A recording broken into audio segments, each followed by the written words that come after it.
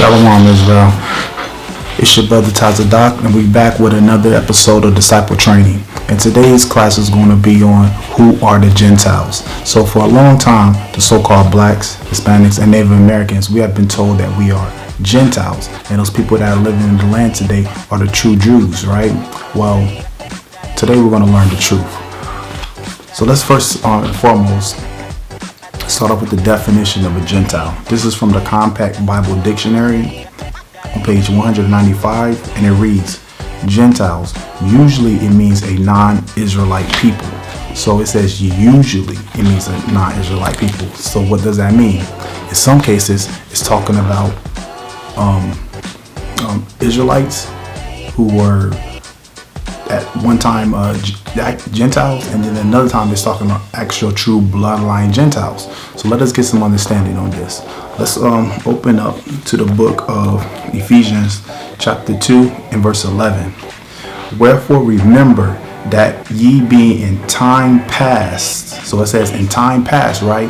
Gentiles in the flesh, who are called uncircumcision by that which is called the circumcision in the flesh made by hands. So it's what's key there in verse 11. It says that ye being in time past Gentiles in the flesh. So let's see at what time period the so-called Israelites became Gentiles. So let's go to the book of Hosea chapter 1, and we're going to start at verse 4 to get some understanding of what it's talking about in Ephesians chapter 2. Hosea chapter 1 and verse 4. And the Lord said unto him, call his name Jezreel. So let's stop right there. So Jezreel is another name for Judah. For yet a little while, and I will avenge the blood of Jezreel upon the house of Jehu. And Jehu is dealing with the northern kingdom. So we have Judah, which is the southern kingdom, and we have Jehu, which is the northern kingdom, and will cause to cease the kingdom of the house of Israel. Verse 5. And it shall come to pass at that day that I will break the bow of Israel in the valley of Jezreel. So what we got right here is saying that the house of Israel, which is the northern kingdom, is going to be broken up in Jezreel, which is the southern kingdom. So it's going to be some type of division. It's going to be some type of turmoil, some type of trouble going on, where it's a split amongst the two brothers, amongst the two kingdoms. Verse 6. And she conceived again and bare a daughter, and Yahweh said unto him, call her name Lo Ruhamah, for I will no more have mercy upon the house of Israel. So we see right here, the Most High said he's going to no longer have mercy on Israel. Now, to get a perfect context of this, you would definitely have to read this whole chapter. But the reason why the Most High said he will have no more mercy on Israel is because they went off into idolatry, heavy idolatry. And when you see Israel here, that's dealing with the northern kingdom. But I will utterly take them away. Meaning they're going to take, the Most High says, I'm going to take them away from who they are. They're no longer going to be my people anymore. And let's find out and see if that's true or not. Verse 7. But I will have mercy upon the house of Judah. Why? Because house of, in the end, both kingdoms pretty much went off. But the house of Judah kind of held on a little bit longer, right? Until they went into the idolatry. But I will have mercy upon the house of Judah, and will save them by the Lord their power, and will not save them by bow, nor by sword, nor by battle, by horses, nor by horsemen. Verse 8. Now when she had weaned, Lo Ruhamah, she conceived and bare a son. Let's read on. Then said Yahweh, call his name Lo Ami, right? For ye are not my people. There you go right there. So the Most High says, this child's name that is Lo Ami, he's not going to be my people. Meaning he's cut off now from the common, what word am I want to look for? The Commonwealth of Israel. for lack of a better word. He's cut off from the commonwealth of Israel, meaning Lo Ami would no longer be the Most High's people. He's going to give them up to their idols, give them up to their own delusions, to whatever they want to worship, right? Then said Yahweh, call his name Lo Ami, for ye are not my people, and I will not be your power. Verse 10, let the number of the children of Israel, yet the number of the children of Israel shall be as the sand of the sea, which cannot be measured nor numbered. And it shall come to pass that in the place where it was said unto them, ye are not my people, there it shall be said unto them, ye are the sons of the living power. So let's stop right there, because there's going to come a time where Northern Kingdom and Southern Kingdom are going to be back together, right? And at that place where they're reunited, that's where they're going to be called the sons of the living God. So let's kind of jump into the future. That place where we're now saying that we are now the sons of the living God is here in America right now. Northern Kingdom and Southern Kingdom are now waking up to the facts that they are the children of Israel in these end times. Verse 11, then shall the children of Judah and the children of Israel be gathered together and appoint themselves one head. Guess who that one head is going to be? Yahweh Shai. And we are living these last days when Yahweh Shai is getting ready to return back to the earth again. And they shall come up out of the land, for great shall be the day of Jezreel. So let's get a little bit more context and a little bit more history about these two kingdoms. Let's go over to the book of 1 Kings chapter 12. Let's go over to the book of 1 Kings chapter 12.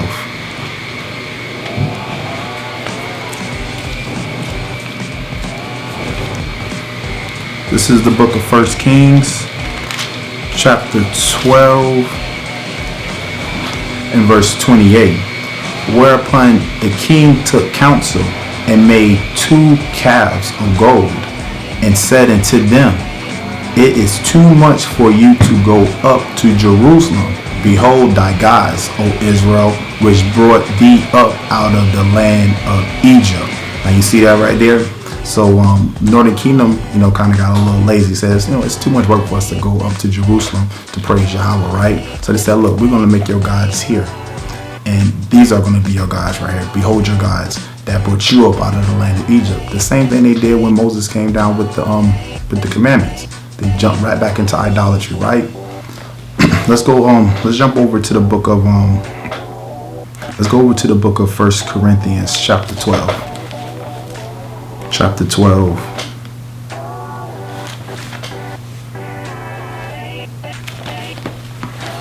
And verse 2. Ye know that ye were Gentiles, carried away unto these dumb idols, even as ye were led. So you see, now when this right here is referring to what happened to us back in the book of Exodus, when we were led away and we were carried to the idolatry, when we started pulling off our jewelry, the earrings, necklaces, chains, all that type of stuff, and we built up a calf. This is what Paul is bringing back to the remembrance of our forefathers. Let me read that again. It reads, ye know that ye were Gentiles. You see this? Paul is calling us, we were Gentiles because of our behavior. We took on the ways of the other nations, right? Ye know that ye were Gentiles, carried away into these dumb idols, even as ye were led. So let's now jump back over to the book of let's jump back over now to the book of 1 Kings chapter 12 and verse 28 again. And it reads, whereupon the king took counsel and made 2 calves of gold. Because you got to remember, after Solomon, the kingdoms were divided. So Northern Kingdom had their own king and Southern Kingdom had their own king.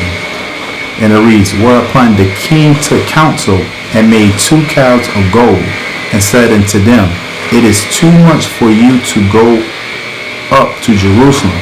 Behold thy gods, O Israel, which brought thee up out of the land of Egypt. Okay? So let's now jump back over to the book of, let's jump over to the book of Jeremiah. Let's go to the book of Jeremiah. This is the book of Jeremiah, chapter 3 and verse 18. In those days, the house of Judah shall walk with the house of Israel. You see that? And they shall come together out of the land of the north. And that's code language for the land of North America, right? To the land that I have given for an inheritance unto your fathers. So when we were reading in the book of Hosea, chapter 1 and verse 10, when it read, jump down to the part, Hosea chapter 1 and verse 10, where it reads, ye are not my people, there it shall be said unto them, ye are the sons of the living God. This is actually talking a prophecy that Jeremiah made in the book of Jeremiah chapter 3 and verse 18. Let me read it again. In those days, the house of Judah shall walk with the house of Israel, meaning the southern kingdom is now going to be reunited with northern kingdom, right? And they shall come together out of the land of the north to the land that I have given for an inheritance unto your fathers. And what land is that we're going to go to? Israel, the homeland. Let's go. Let's jump over to the book of Ezekiel. Let's go to the book of Ezekiel, chapter 37.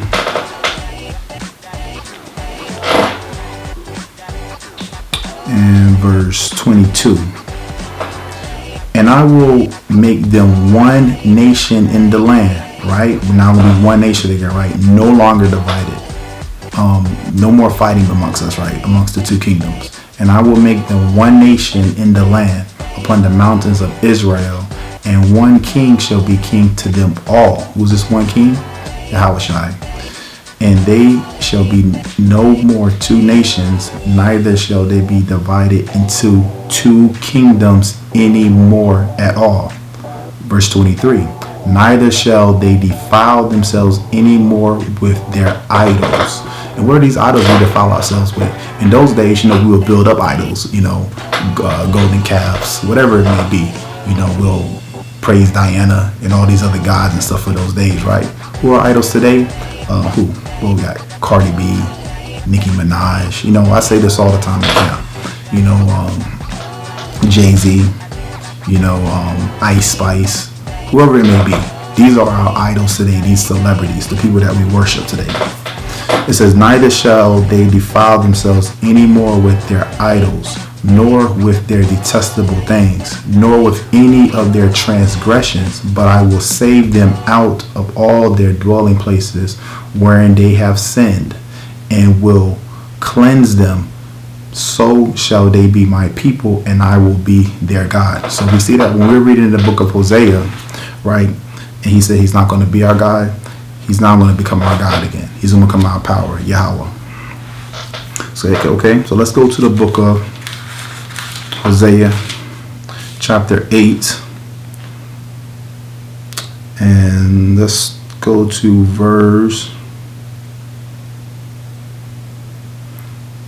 let's start at verse,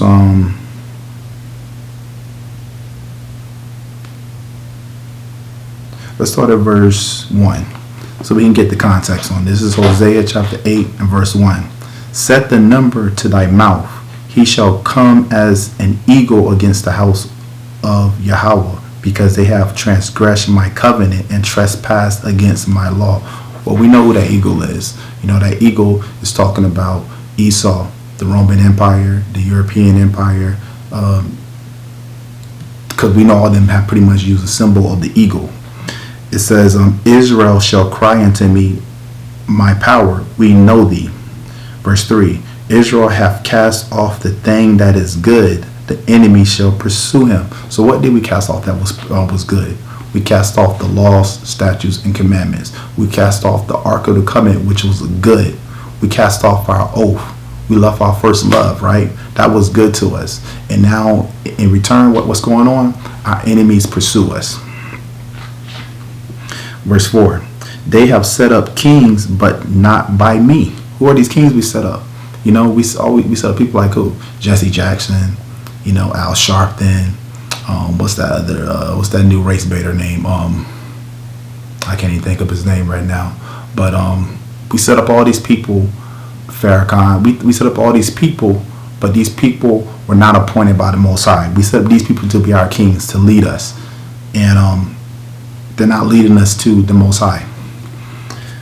Verse 4, they have set up kings, but not by me, and they have made princes, and I knew it not. Of their silver and their gold have they made them idols, that they may be cut off. So you see, we cut our own self off. That's what the Most High says, saying that they may be cut off. Verse 5, thy calf, O Samaria, have cast thee off. My anger is kindled against them.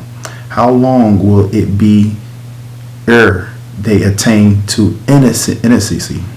So how long are we going to be pretty much in error and acting like we're innocent, right? Like we had no dealings in this, right? Us being cut off, right? And it was all our fault why we got cut off, because we didn't want to stay to our first love, which is what? Keeping these laws, statutes, and commandments, and having the faith. Verse 6, for from Israel was it also the workman made it. Therefore it is not Yahweh, but the calf of Samaria shall be broken in pieces.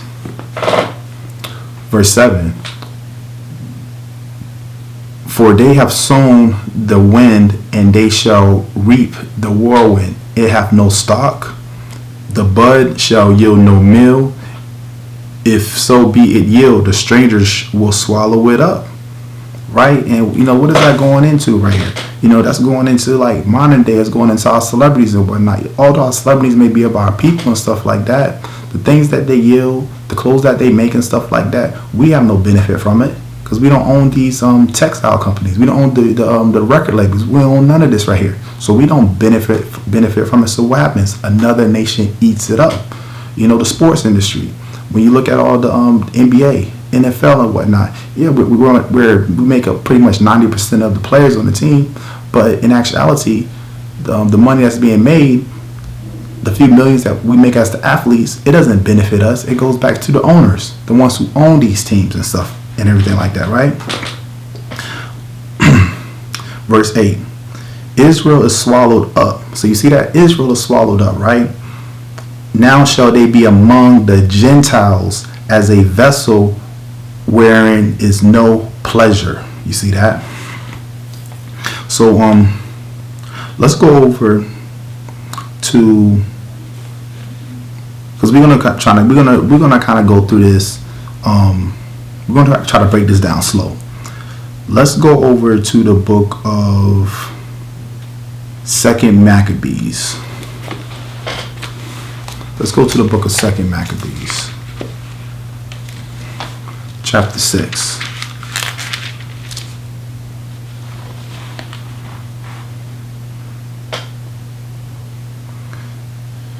And let's go to verse 4. Because this is a real, very, very serious matter, right? This is 2 Maccabees chapter 6 and verse 4. For the temple was filled with riot and reveling by the Gentiles, right? So these are actual Gentiles. So you remember what we read in the definition that says usually a non-Israelite people. So in some cases, it's talking about an Israelite. Some cases talking about actual Gentiles. In this case right here in 2 Maccabees, we're talking about actual blood Gentiles, these other nations. So let's actually, before we actually read on to this, let's get a definition, or let's get the understanding on who the actual blood Gentiles are. We're going to come back to 2 Maccabees. Now this is very important, right? Let's go to the book of First Ezra, chapter 8.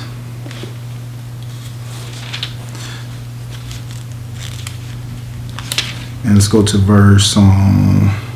So a lot of people don't really know what the actual blood Gentile is. Let's actually see what the Bible says what a blood Gentile is, so we can now be able to have a differentiation between a blood Gentile and a Israelite who became a Gentile. This is First Ezra chapter 8 and verse 69.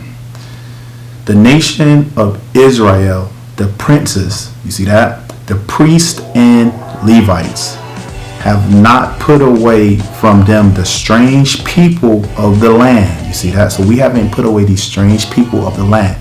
Here we go. We're about to bring out who these Gentiles are. Nor the pollutions of the Gentiles. Who are the Gentiles? Let's see. To wit, of the Canaanites, African nation, Hittites, African nation, parasites, we should say parasites, but parasites, Jebusites, and the Moabites, Egyptians, and Edomites. So again, let me read out a little more clear. So these are what the Bible says who the Gentiles are, the blood Gentiles are. This is First Ezra chapter 8 and verse 69. The nation of Israel, the princes, the priests, and Levites have not put away from them the strange people of the land, nor the pollutions of the Gentiles, to wit, of the Canaanites, Hittites, Perizzites, Jebusites, and the Moabites, Egyptians, and Edomites. You can't leave them out, right? So now let's go back to 2 Maccabees chapter 6, because now we know who we're dealing with. 2 Maccabees chapter 6 and verse 4. For the temple was filled with riot and reveling by the Gentiles, who dallied with harlots and had to do with women within the circuit of the holy places, and besides that brought in things that were not lawful. This is when we became Gentiles, right? Verse 5. The altar also was filled with profane things which the law forbiddeth. Neither was it lawful for a man to keep Sabbath days or ancient feasts, or to profess himself at all to be a Jew. So if you couldn't profess yourself at all to be a Jew, then what did you have to be now? You had to be a Gentile. You had to be modern day. You had to be a what? An American, a European. You now became whatever, whoever owned the land, whoever was the ruler, whoever was the king was. That's what you became then, right? Let's go to the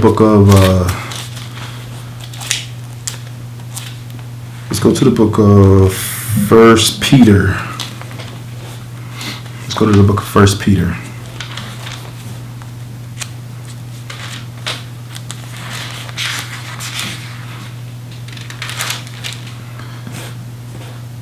First Peter chapter 1, and let's start at verse 1. Peter, an apostle of Yahushua, to the strangers scattered throughout Pontus, Galatia, Cappadocia, Asia, and Bithynia. So this letter is to the Israelites scattered amongst the Gentiles, right? Because remember, we were scattered.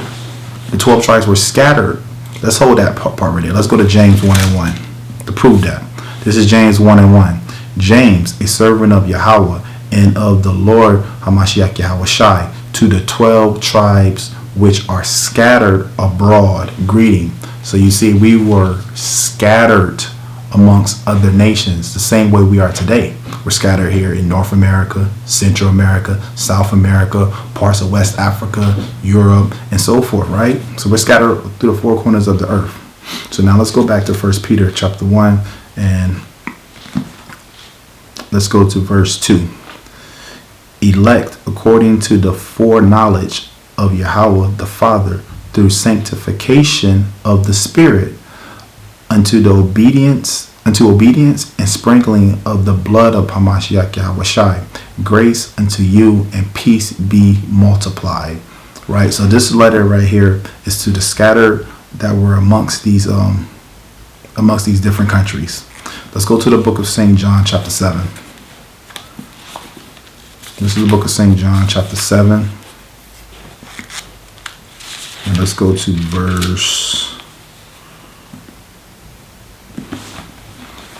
book of St. John chapter 7 and verse 35. Then said the Jews among themselves, whither will he go, that we will not find him? will he go unto the dispersed among the Gentiles and teach the Gentiles? So you see that?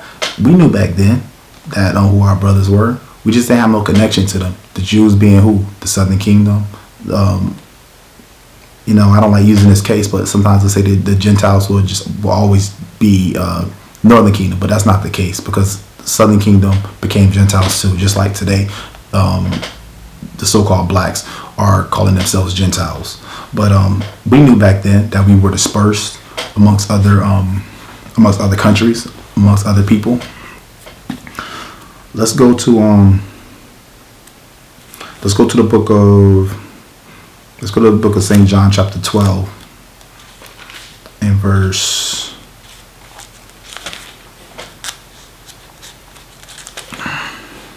St. John chapter 12 and verse 20. And there were certain Greeks among them that came up to worship at the feast. So we already got context on this when we were reading out of the book of 2 Maccabees, when we had to actually become Greeks. So we would never know about the Greek captivity from the book of Genesis, from Malachi, and then when it jumps over to the book of Matthew. That's why the Apocrypha was taken out, because that talks about what? Our Greek captivity right there. This is when we became Greeks right here. This is when we were, we had to take on Greek customs, Greek laws and stuff like that. This is where all that comes from. And we just read that out of the book of 2 Maccabees, that it was unlawful for someone to call themselves a Jew. So if it was unlawful for them to call themselves a Jew, call themselves an Israelite, what did they have to be? They had to now be Greeks, same way it is today. You can't call yourself, blacks, African Americans, Hispanic, Native American.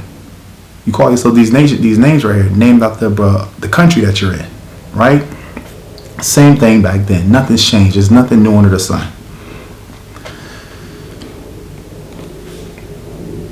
And there were certain Greeks among them that came up to worship at the feast. Because we know Greeks didn't go to no feast, right? So this is talking about Israelites. Let's go to verse 21. The same came before to Philip, which was of Bethsaida of Galilee, and desired him, saying, Sir, we would see Yahushua. So we know ain't no other nation is about to go up to see see a so-called black man. The desire to see Yahushua. They don't care about that. Let's go to the let's go to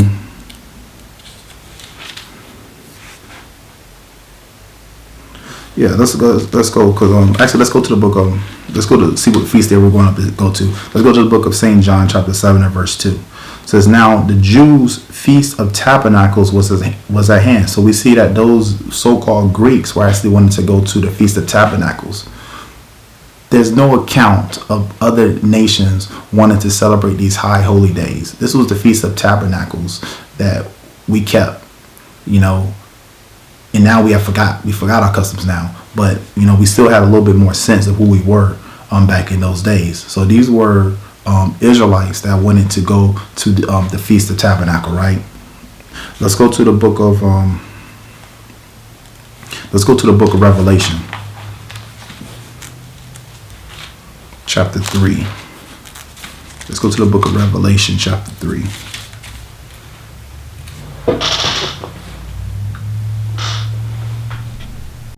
Because that every man heard them speak in his own language. Now let's stop right there. We're scattered across the four quarters of the globe. We have Israelites in North America, Central America, South America, Europe. We have Israelites in China, Japan, everywhere, right? Now, the language that these Israelites are going to be speaking is the language of the land. Let's use for a case here in North America, right? In South America, right? There's Israelites in South America, right? But they speak Spanish for the most part, right? Israelites here in North America speaks what? English for the most part. In Haiti, Israelites speak what there? Creole or French for the most part. So these are Israelites coming to one place, right? Let's read it on again. It says, and there were dwelling at Jerusalem Jews, devout men, out of every nation under heaven. Right? Verse 6. Now when this was noise abroad, the multitude came together and were confounded, because that every man heard them speak in his own language. So you gotta kind of imagine this thing right here. You got people. Let's imagine this thing kind of today. You got some speaking the Spanish, some speaking French, some speaking Japanese, Chinese, speaking all types of language, but they're all Israelites. What a beautiful thing right there. Right? It says verse 7, and they were all amazed and marveled, saying one to another, behold, are not all these which speak Galileans? Right? You see that?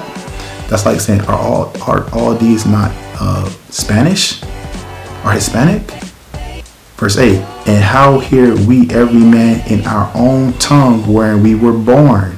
Right? Because these people would have been what you call so-called Gentiles in today's standards, right? But in reality, they're bloodline Israelites. But the Holy Spirit that's on them is allowing them to understand one another. They're being reunited. The same thing here. The scripture, my sheep hear my voice. When we're out there teaching, especially myself, I'll be a so-called Israelite from the tribe of Judah, right? And I cross a lot of people from Northern Kingdom. I cross people from Colombia, people that are from Mexico, right? And but once they see them signs, they see their name on the sign, they understand the oppression and whatnot. I'm speaking their language now. I'm speaking the language. They know about the gringo. They know that the same dog bit me, it bit them. So this is us understanding. This is us understanding, and that spirit bearing witness that we are all children of the Most High, that we are all Israelites right here. So we're now speaking on the same language. So the spirit of the Most High, it captivates them. It makes them kind of stop there and be like, can you tell me more? Because I want to hear this right here. So this is what it means by speaking the same language. Let's read on. Verse 8, and how hear we every man in our own tongue wherein we were born? Verse 9, Parthians and Medes and Elamites and the dwellers in Mesopotamia and in Judea and Cappadocia and Pontus and Asia, Phrygia and Pamphylia and Egypt and in parts of Libya, about Cyrene, and strangers of Rome, Jews and proselytes, Cretes and Arabians, we do hear them speak in our tongues the wonderful works of Yahweh. So now these are all bloodline Israelites that are now understanding the words of Yahweh that they can relate to. They understand it now. They get it. So this is the true breakdown on bloodline Israelites and bloodline Gentiles and Israelites who actually became Gentiles right here. A lot of times I'm not able to get out these type of teachings on the streets because people come up with questions. We got scoffers and stuff like that, and just all types of stuff break loose. So disciple training, again, is a time where we can kind of sit down and kind of go through the scriptures and everything. So stay tuned for more, Most High willing. And with that, Shalom.